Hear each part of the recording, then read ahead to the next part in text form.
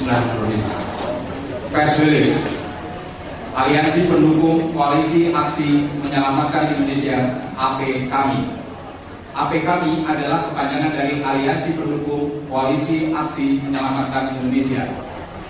Sebagai aliansi dari elemen dan organisasi masyarakat yang tergabung dalam lintas ormas dan LSM, turut merasakan keprihatinan dan kekecewaan yang mendalam atas situasi dan kondisi bangsa dan negara saat ini. Persoalan bangsa dan rakyat Indonesia saat ini tidak sedang baik-baik saja. Justru faktanya adalah kondisi kehidupan sosial, ekonomi, dan penegakan hukum masyarakat yang terus saja mengalami degradasi dan terjun bebas menuju jurang kerusakan dan kehancuran. Kondisi tersebut sesungguhnya masih jauh dari cita-cita sebagai negara yang makmur, sejahtera atau social welfare state, dan masih hanya berupa mimpi sebagai negara yang berdasarkan atas hukum atau Restart. Bila bisa kita saksikan secara kasat mata dan mencolok sekarang ini jarak perbedaan antara golongan minoritas, yaitu penduduk yang berstatus kaya raya, dan mayoritas rakyat yang masih bergumul dengan pola hidup dalam kemiskinan. AP Kami menilai adanya kesamaan cara pandang dan cita-cita progresif positif dengan kelompok kami dalam upaya menghadapi persoalan sosial, ekonomi, dan hukum yang sedang terjadi pada bangsa ini. Oleh karenanya, upaya kontrol, kritik, ataupun pengawasan watchdog secara terus-menerus dan serius harus dilakukan masyarakat. Kontrol kritis secara stel-sel aktif oleh masyarakat sebagai pressure group harus tetap dilakukan dalam koridor legal dan konstitusional. Kuatnya sistem tirani dan otoriter presiden kepada institusi negara, baik kepada legislatif, yudikatif, maupun lembaga negara lainnya, berakibat terpasungnya peran dan fungsi organ-organ kenegaraan tersebut. Masih mewabahnya pandemi COVID-19 yang belum juga menunjukkan tren yang menurun, juga turut berdampak negatif karena menghujam sendi-sendi kehidupan ekonomi negara dan rakyatnya.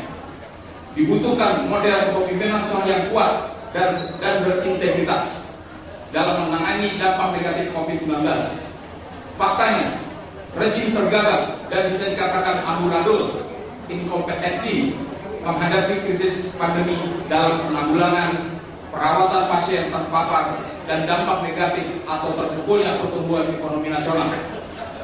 Terjadinya perkosaan atau fungsi kontrol dan budgeting oleh DPR RI dengan tetap diberlakukannya Perpu nomor 1 2020 tentang COVID-19 menjadi Undang-Undang nomor 2 tahun 2020 patut diduga adanya konspirasi elit yang tidak bisa terbantahkan. Terjadinya demo besar-besaran atas penolakan ditetapkannya Perpu AKUO menjadi Undang-Undang nomor 2 tahun 2020 jelas sangat mencederai perasaan keadilan masyarakat. Secara permisif, Undang-Undang nomor 2 tahun 2020 memberikan kelonggaran atau penyeludupan hukum karena alasan pandemi corona bisa melewati ambang batas defisit anggaran sampai lebih minus 5%. Keanehan lainnya, jika terjadi pelanggaran hukum, korupsi, rejim tidak bisa dijatuhkan sanksi ataupun dituntut baik secara perdata maupun pidana. Padahal anggaran penanganan COVID-19 yang bernilai ratusan triliun, porsi mayoritasnya adalah diperuntukkan bagi pemulihan ekonomi dan sumber dananya dengan mengandalkan hutang dari luar negeri. Potensi terjadinya korupsi besar-besaran akibat klausul yang tidak lazim tersebut sangat mungkin terjadi tanpa pengawasan dan penegakan hukum yang ketat, karena peran KPK juga melalui revisi undang-undang juga sudah dimandulkan. Di bidang politik dan hukum masih marak terjadi diskriminasi hukum dan kriminalisasi, terutama kepada pihak oposisi yang kritis kepada rejim. Juga maraknya penghinaan atas agama Islam. Sementara itu terjadi kondisi sebaliknya dan kontroversi jika kasus hukum menimpa pihak yang dekat dengan rejim. Para pihak tersebut tampak kebal hukum dan sangat sulit tersentuh atau diproses secara hukum due process of law. Indikasi atas bangkitnya ideologi komunis juga tampak adanya pembiaran dan lemahnya penegakan hukum oleh aparat hukum. Padahal Tap MPRS nomor 25 tahun 66 masih berlaku dan secara tegas melarang timbulnya atau eksistensi paham komunisme, marxisme, dan leninisme di Indonesia.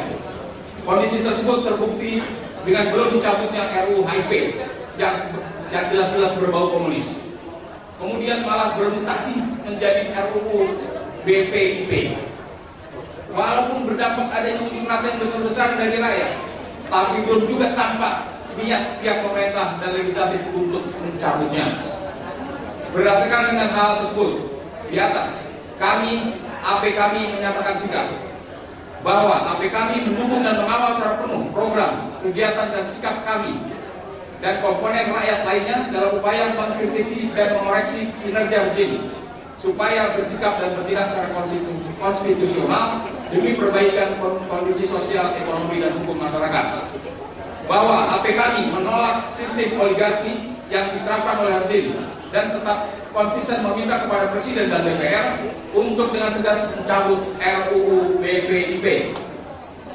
Bahwa AP kami mendorong dan mengajak seluruh komponen bangsa dan elemen masyarakat untuk bersatu padu dan bangkit melawan bentuk tirani apapun, salah urus negara, pelanggaran hukum, dan kejoliman kepada rakyatnya.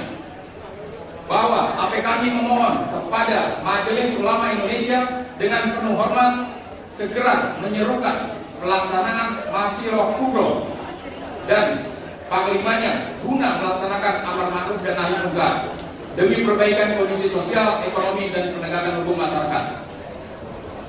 Atas nama Presidium AP kami, Yudhu Broto. Terima kasih. Wassalamualaikum warahmatullahi wabarakatuh.